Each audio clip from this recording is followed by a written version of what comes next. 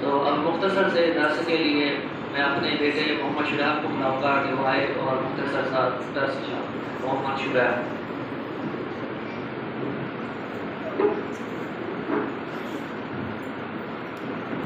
السلام علیکم ورحمۃ اللہ وبرکاتہ.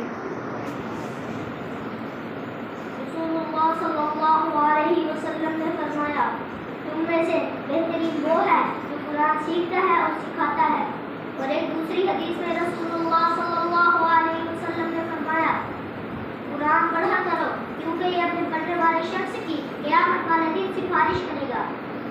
اور ایک اور حدیث میں رسول اللہ صلی اللہ علیہ وسلم نے فرمایا قرآن کا ایک خط صرف ایک خط پڑھنے سے 10 نیکیاں ملتی ہے، لہذا الف لام میم پڑھنے سے 30 نیکیاں ملتی ہے. جو لوگ قرآن پر عمل کرتے ہیں وہ جنت میں جائیں گے اور جو لوگ قرآن پر عمل نہیں کرتے وہ جہنم میں جائیں گے.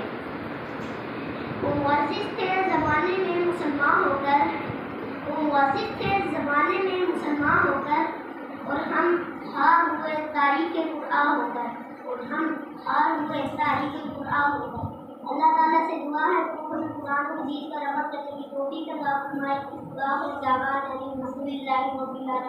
السلام علیکم ورحمۃ اللہ وبرکاتہ.